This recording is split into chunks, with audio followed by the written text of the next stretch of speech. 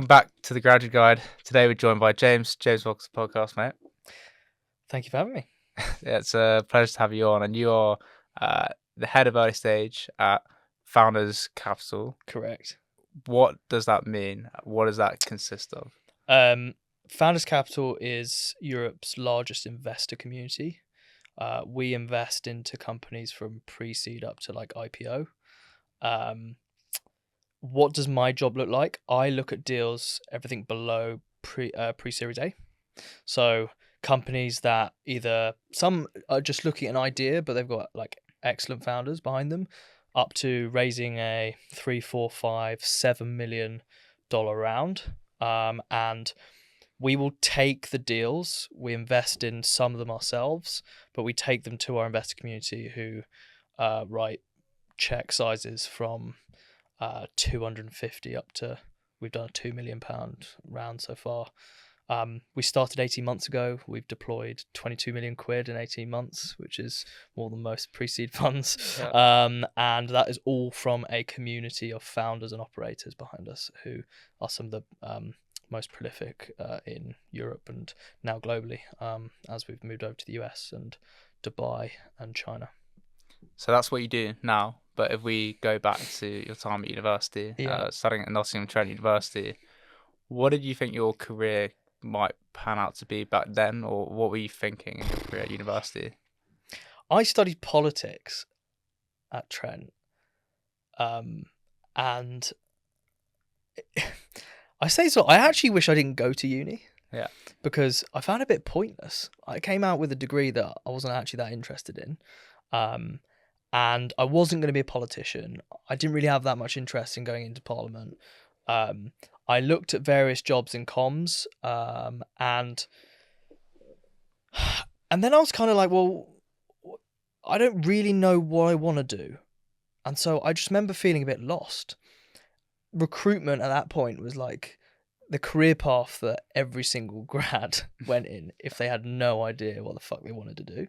And I took that path, and I got offered a really cool job at the time in an exec search firm, building a technology desk, which basically means, like, long story short, I spent 18 months populating a database, ringing up McKinsey consultants going, I've got a really cool job for you at this tech company, lying to them because I didn't have a job on, Right.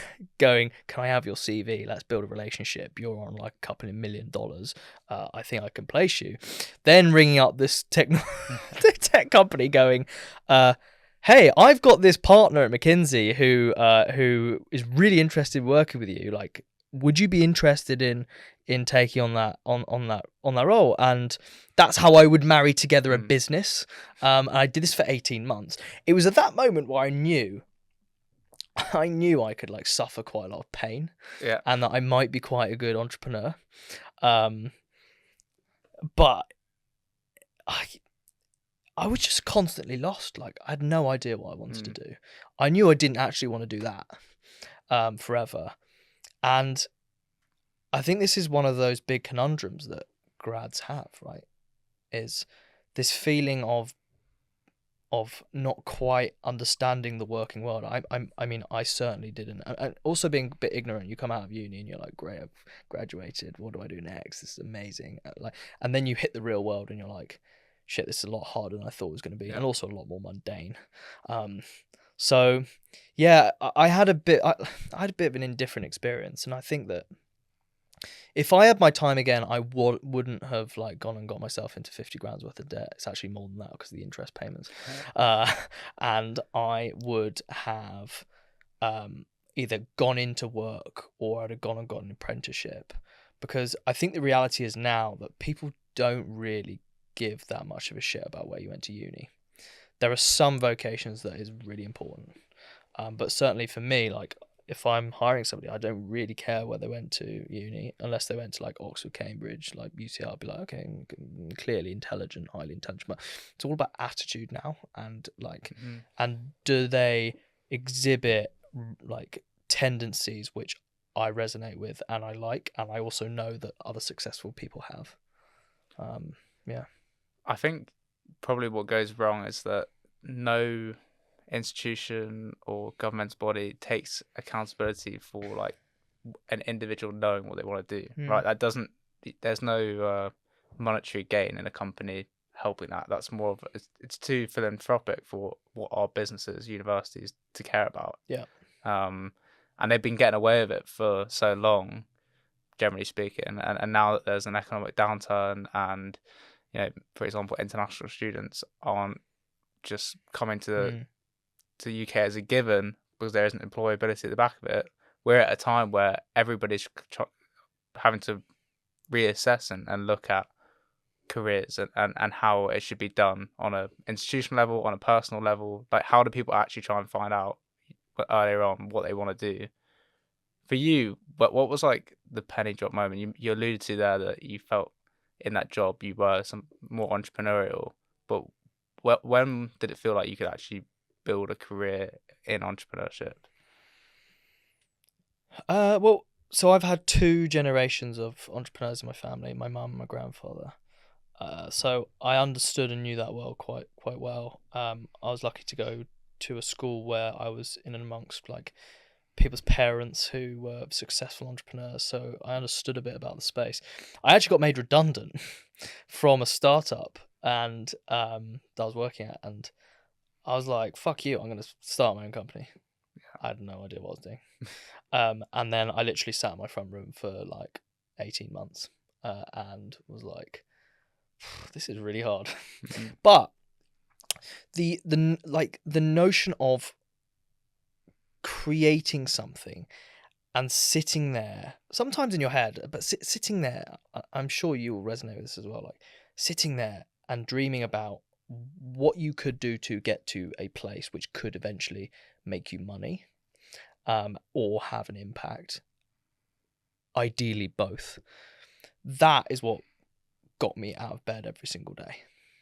And so now it's the process of creating new things which makes me like so excited all the time.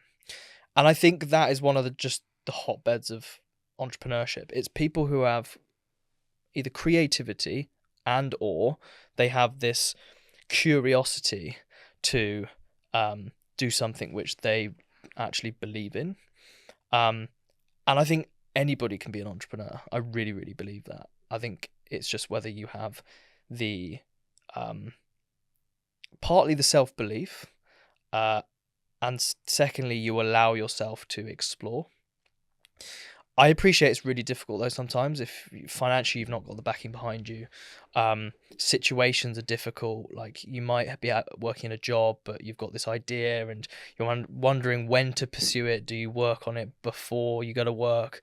After work, it's really exhausting. Weekends. I'm actually really, really passionate about people sitting down with a pen and paper and figuring out how they can make something work. And I really think that is like one of the stepping stones into entrepreneurship and being a founder. You've had lots of founders on your podcast now. Like there is a common denominator here, which is people have an idea or they get a hunch about things and they just have the conviction to go and do it. And it's the doers that win. And the people who don't don't rise above that bottom rung. And I think that is one of the most important things about entrepreneurship. Yeah, I think at university that sort of doer nature that is essential to success is kind of chipped away from you, because you go through these accelerators that it's constantly ideating and iterating and validating and very little actually doing, failing, testing, all that kind of thing.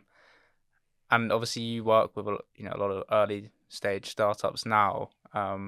What do you think are the traits of the ones that have taken an idea that on the face of it is it's risky, there's no guarantee it'll work, but their sense of belief or what they've done to try and like sure proof its success? Like what do you think that these like makes these founders stand out at this early stage? They're just obsessed. Yeah. And they're obsessed and they've just got really dogged work ethic. Some of them just aren't actually like the smartest people in the room. They're not, but they just want it enough. And when we talk about drive and what's kind of like startup waffle, like you do meet people who are just obsessed and they want to do this so badly more than everybody else, and that's what sets them apart. It's that I think it sounds simple, Yeah. but it is like if you want it that much, like I've wanted it that much in two businesses now, and that meant that I became utterly obsessed, and that's what it needs. In my role as Founders Capital, like I'm obsessed with, and I want to build a large enough community that we can have an impact. How do you know when you're obsessed though? I think that's the thing, right? Is that like I think you don't, isn't it? You don't know when you're obsessed, but you're just in it all the time. Yeah, but I know what you mean. Like if somebody's passionate about something, you can't bullshit that. Like No. you can't try and fake enthusiasm for something existing unless you're like the ultimate schmoozer. But you live and breathe it, right? Like you wake up in the morning. This is how I know I'm obsessed with something. I am waking up in the middle of the night thinking about it. I wake up in the morning and I'm thinking about it. I go to bed writing on my phone about it. And often I'm talking to my wife and really pissing her off because I'm speaking all the time about it. Yeah. And that is when she's like, you're obsessed. And that's a good thing, I think. If you're gonna dedicate like some people are dedicating half their life to an obsession. Yeah. And it will take 3, 7, 10, 15, 20 years. That's a big commitment. Like entrepreneurship's a commitment because it can ruin relationships, it can ruin marriages, it can ruin your like health, can ruin your mental health, physical health. It has mine twice. But I keep coming back for more. Because I like creating and the kick of starting things and watching them build, and then go, well, actually, like we started there, we're up there now. What do we need to do to get up there? And how many people are we going to impact? That's incredible. You do get these anomalies where people have that obsession from a very young age and they've managed to build a career out of it. You know, the rock stars or the footballers or whatever. But for most people, and you know, like ourselves going to university, it was very hard to find that obsession in and amongst like, you know, everybody just ticking boxes, right? So obviously, I believe that obsessions and being passionate about something is age agnostic. It's not something that you Correct. have to like graduate and then find out. You can do things to work it out no matter what age you're at. But what did you find actually, you know, when it came to finding that passion, obsession? What were the things you were doing at that time? Funny enough, it was actually stop thinking about what was I passionate about. What was my like? I got really hung up about like what was the meaning to my life, and it caused me a whole load of problems. I got really depressed because I was like, well, I don't know what I'm meant to be doing with my life, and therefore, I'm shit. I'm not good enough. I'm never going to find a job that I'm really passionate about. I see all these people that I know who are like, I just live and breathe my job, and I love my job so much. And I'm like, well, I didn't love my job, so when am I going to find a job that I really love? And it caused me a load of problems. And it wasn't until I actually just let go of the whole like, what's my purpose in life? What's the meaning to my life? I mean, there is no meaning, I don't think. And translating that into like, well, what does career mean? Traditional careers are like, well, you stay at IBM for 40 years and your ceiling cap on your earnings is like 250 grand. And to me, that is just dog shit. That's so boring. A career for me is I don't even think I have a career. I just do a lot of stuff. I take some risks. Lots fail, like way more fail, and that is something that I've had to accept. And that's my kind of career. It's just figuring a load of stuff out and having the conviction to do that. But yeah, I think I'd love grads if they were like listening to this or watching this to just roll with the punches a bit more. You don't have to have your career figured out from the moment you leave uni. In fact, you don't even have to figure it out for 10 years after uni. I think lean into the things that you want to lean into. That's what I have done. I have my second business, Luna. I rescued a dog in the pandemic. This fat 8-year-old Alaskan Malamute, right? And he was so badly trained that I wanted to find a dog trainer. Obviously, I'm not a dog trainer. I've never ever searched for dog trainers in my life. Realised how awful the process was to find a good dog trainer specific to my dog's needs. Lent into that more. So I started ringing up dog trainers going, can I just speak to you about like what this world is? Because this is really fucked up. And I started a business from it. And if I hadn't had the space or given myself the space to just lean into it and find out a bit more why this whole world was like completely upside down, I would never have started that business. Off the back of it, I raised almost £500,000 in like from investors, and it failed in the end, for various reasons. But you have to then lean into that to actually go and do it, and I did it. That's one of my biggest lessons in my own life, especially like with baseline and bipolar disorder. I was diagnosed last year, after like a 7-year diagnosis journey, many ups and downs,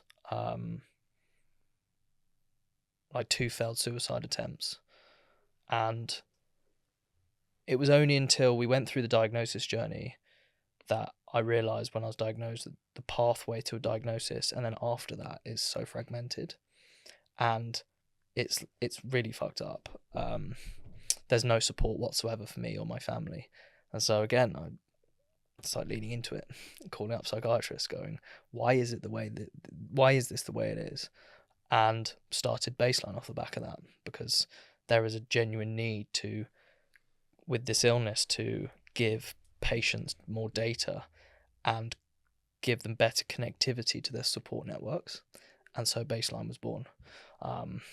Lean into things that just flick that little bit of curiosity. That's powerful.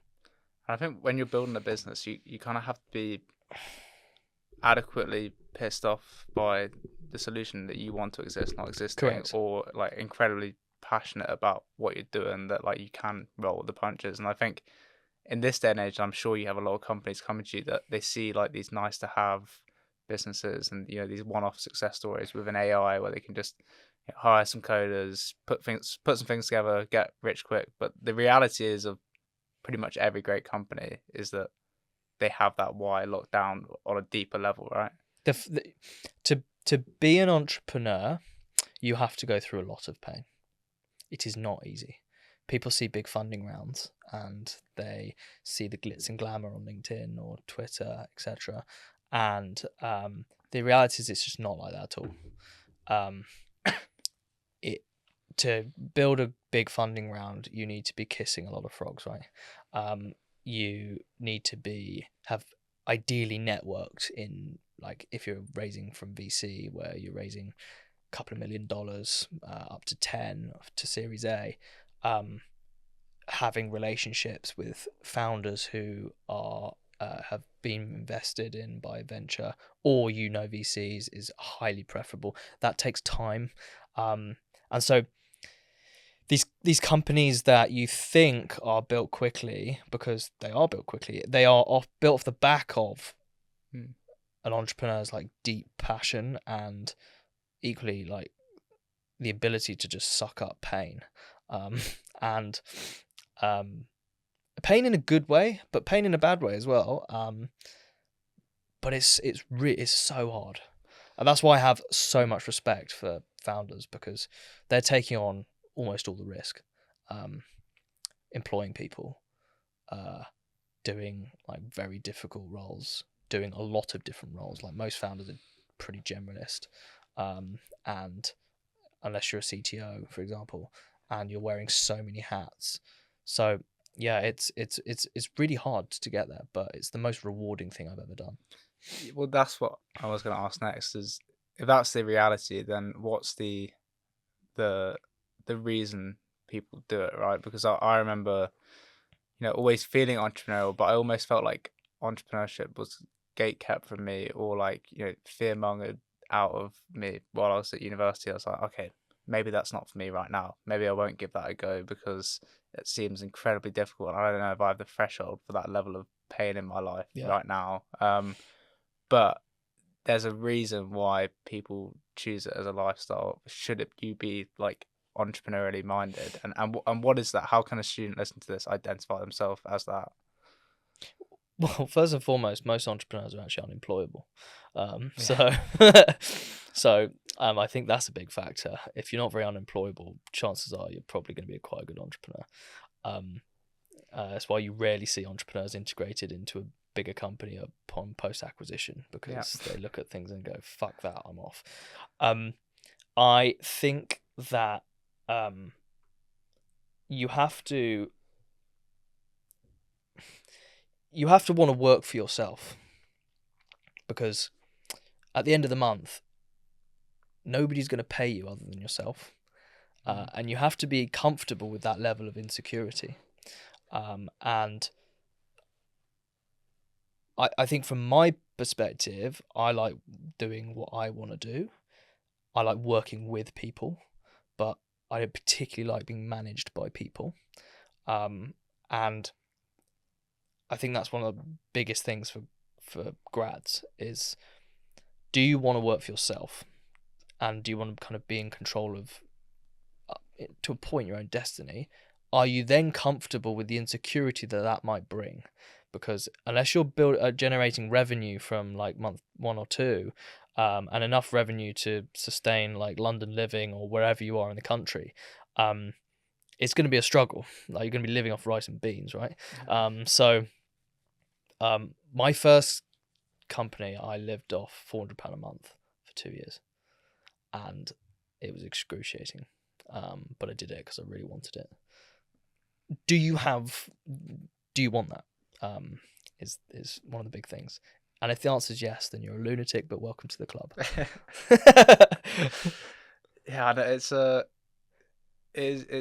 level of lunacy, right, to this whole process. Like, to dream that big and to go, I'm going to take this massive risk, and people are saying, what are you doing? Like, you don't. The reality is, you don't go out for beers with your mates that often. They're all in like nice jobs and finish at 5 on a Friday.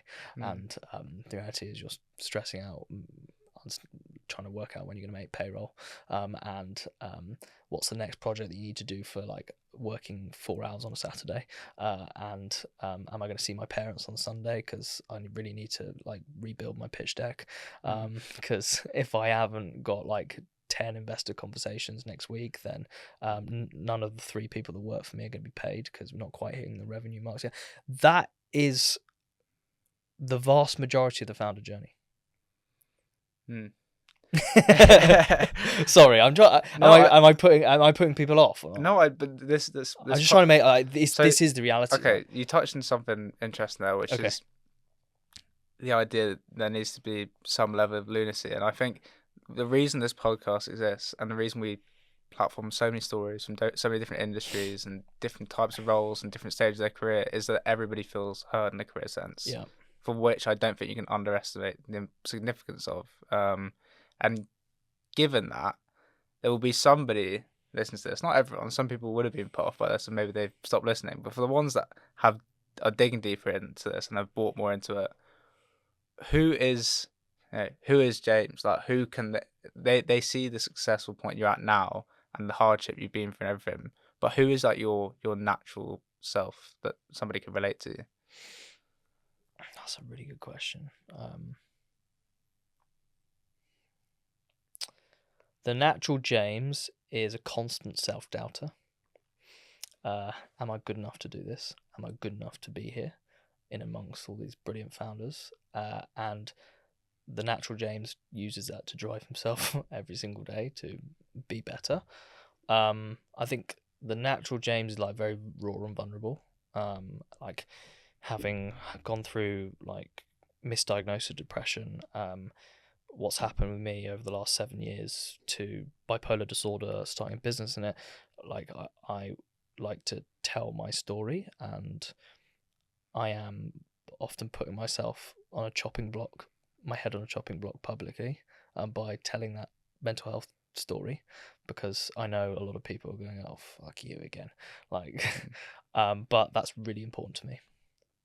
I have a shit ton of self-drive and determination. I think a lot more than other people. I feel like I have things to prove, and rightly or wrongly, I'm in therapy because of it. But that makes me want to do this all the time, even though it's been painful, and there's been, like, when you fail and you lose other people's money, like, it's not a nice feeling. It's not to go, okay, well, this didn't work out, and to look at yourself in the mirror, to ring up your investors and go, I've lost your money. That's something that never leaves you. And yet people are like, well, why have you done it again? I'm like, well, because there's something just innate in me that wants to do this, and wants to build something, and wants to, like, help people and change people's lives. And on one hand, right now with my role, like at Founders Capital, I sort of get to do that. It's a little bit different. It's less about, like, having impact on people's lives. It's more about how can we build a better, like, startup ecosystem through access to capital. I think we're now shifting emphasis onto how do we build a much larger, like, startup founder community, which is more targeted, more data driven, and that actually will impact founders' lives. I started a dad's community because I became a father in February. I started this dad's community in mid-August, 400 plus members, dads building companies, it's called. That the impact that's had on, like, tens if not hundreds of dads now is mega. And so that was when this whole, like, switch flicked. I was like, okay, if I can build really rapidly a micro community, like, why can't that be replicated across, like, the startup ecosystem? And so, yeah, with my role there, I get to have that impact. I think with my role at Baseline, that's a real passion project for me. Like, I want to solve my problems. I want to solve my wife's problems in that space around bipolar disorder. And so that is the drive I get. And that's me. I think if you ask my wife, she'd say that same.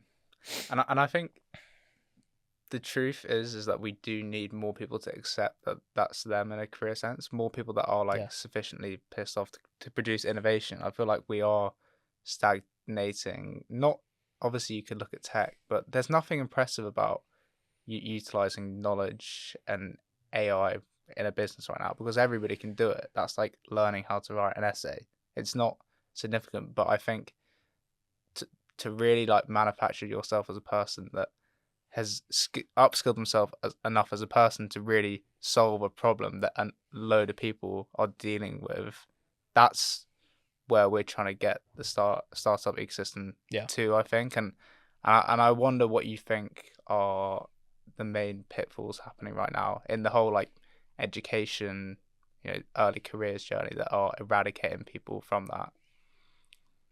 Well, like, just to touch back on, like, what entrepreneurship is as well, because I think entrepreneurship boils down to, and this is what clicked for me, you create something which is valuable enough that people find it really useful and will pay for it. And that is literally the formula for most entrepreneurs. Yeah. And anybody can do that. Literally, I don't think you and I are that special. I've heard good things about you, Pete, but like, we create something of value that people want to use and they pay for it. Like, that's entrepreneurship. I think the pitfalls are start before university, the start at school. Like, I would love entrepreneurship to be a topic at school. Because now I see some, like, 17-year-olds, I see some, like, 13-year-olds on LinkedIn who are building businesses from the toilets of their school, posting about it on LinkedIn, going, I'm building a one-man agency, and I'm like, fuck yeah, like, this is what I want to see. Whether you're actually doing that or not, I don't know, but I don't care. That's amazing. So I think we need to go a step back from university and go, how do we empower people at school? Because the pitfalls of that is you pick a degree that you're not sure you actually want to do, you get into debt. You actually don't understand the outside world and how things work, and then you're not quite sure whether you can make an informed decision about like how you want to progress. Because if you built that reasoning and just a vague level of understanding of what like building a business is like at school, why couldn't you go to uni and start building a business there, where you've got this incredible ecosystem of students who I'm sure are all hungry for some level of value that you can create, and then it spirals from there. And then I think another pitfall is that because we don't offer this ability to like allow students to critically think, everything's like on TikTok, and like we look at other people's opinions on X or LinkedIn, like I certainly do, and then my attention span is that of a gnat, and then I don't actually have time to really sit down and write and think. We're not breeding students who can look at problems and figure out a variety of different ways to solve them, and then either test them or figure out how to test them, and then go out and do. And I think that would be amazing if we could have like an ecosystem where you've got a community of people who are building stuff. Have you come across Build Space in the US? I have, yeah. Yeah, that was before they shut that down. Like, that was one of the most inspiring things I've ever seen on the internet, and I would love that to be built in the UK. I've got a ton of ideas how that could be done, and that is the type of space that I think students should be given. Yeah, I because I resonate with what you're saying, and I'd like to think that other people resonate with that as well. But I think there's a lot of societal things that have to be sorted out, where we actually think it's cool and we don't look down on youth for trying to build stuff. Like, I feel like a lot of the people with money right now and capital to give, they don't have that attitude. They want to see experience. They want to know where their money's going. And I think that's where, this whole thing about labeling Gen Z as all the same kind of person and speaking a certain language, like, I don't know why that's happened. I think it's really damaging to our society, actually, that we're putting these people on pedestals, / we're like grouping up a group of some young people, when it should really just be these people are a certain age, and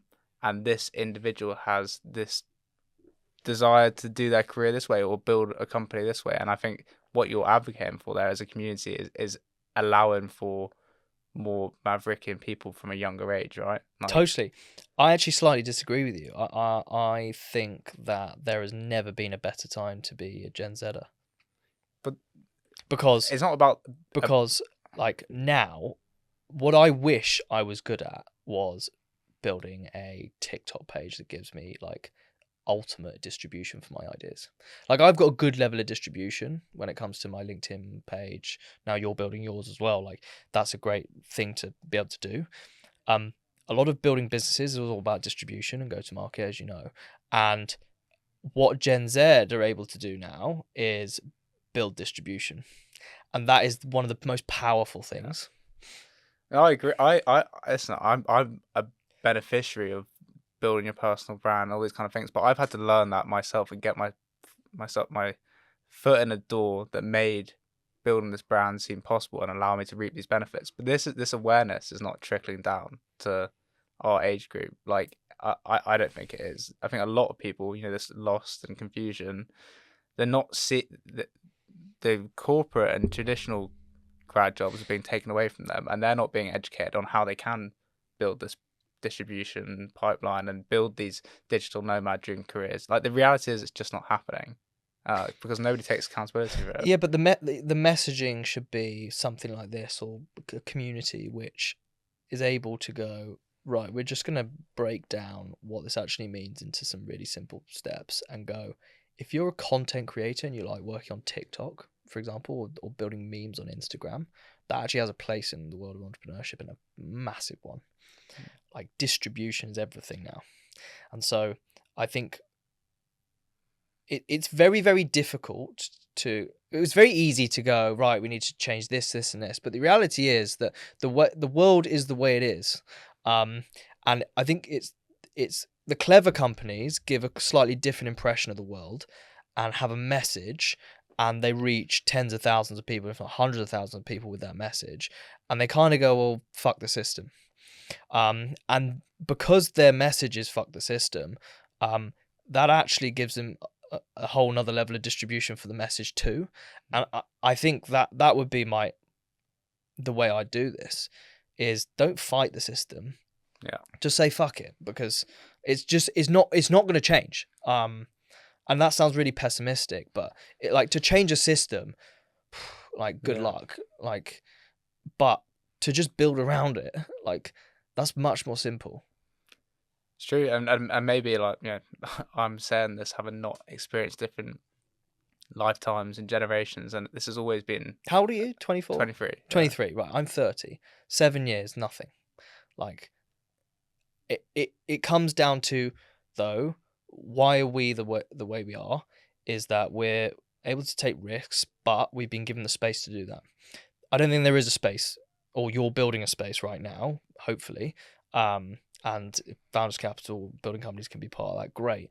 But we need to have a space where there's a slightly different message, that we give a space to builders, students and we go, look, actually, you want to build a faceless YouTube account, which makes you like 100K a month in revenue, like, and here's how to do it. That has a place in this world. That has a place in entrepreneurship, because that's a distribution. Like, you want to build a TikTok account where someone sits on the toilet and farts. That is distribution. Like, it is. Yeah. And this is what I love about, like, entrepreneurship, is there is businesses everywhere. We've just got to build the right message around it and say, look, if you build a TikTok account which does this, this, and this, and you're reaching a couple of million people a month, here is the business that can come from that. Bring in AI to this conversation to automate a whole part of your business, and that is entrepreneurship. That is what I think we should try and replicate at Build Space. Yeah, and I think if I was a student listening to this, I would think to myself, okay, say I do accept that the careers market, the world is never going to, or the system's not going to change to accommodate me, and I do need to fuck it off and play it my own way. I think the thing that then holds people back is like parental ideas of what success looks like, and almost like, needing to educate other people or just battle through that. And maybe there's no other way of doing it, right? I don't think there is. I think if your parents are disapproving of it, I would urge you to do it anyway. Because again, if you're not able to change it, just work around it. And it's giving young people the confidence to actually do it their own way, and to feel guilt-free about that, which is really empowering. And if you can do that, then we're going to breed a whole another army of entrepreneurs, as we're seeing now. Like, I spend way too much time on X and follow all the kind of indie hacker communities and solopreneur communities, because I'm just fascinated by what people are building, and the way people just navigate building things and taking joy in making money that way, and they figure things out, is exceptional. If your parents don't like it, well, cool, but this is what I want to do. And do it. Don't hold yourself back. That's so important. And I feel like we could go on this conversation for ages, but I do want to begin to wrap it up, as I'm conscious of your time, and with that comes my final question to you, which is, when you first started off your career, coming out of Nottingham Trent, you would have had a certain idea of what success might go on to look like, and then fast forward with everything you've learned and achieved along the way. What is your definition of success, and how has it changed?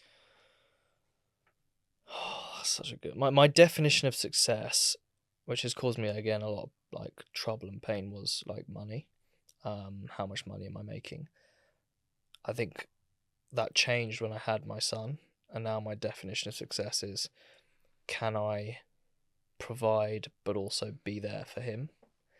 And you and I can sit here all day talking about like careers and entrepreneurship, but at the end of the day, like when you've got a little human sat there going, I actually don't give a fuck about like what you do, it's a massive leveler.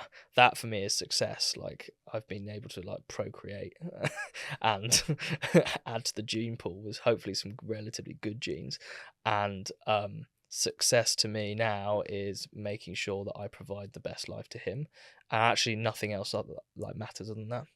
And I never used to think like that. I used to think, right, I want to be a millionaire, like a multi-millionaire. I want financial freedom.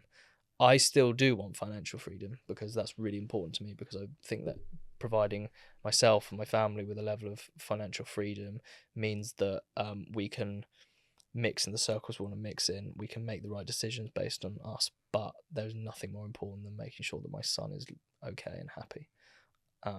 That's my definition of success. Love it. James, thanks so much for coming on. Top man, thanks.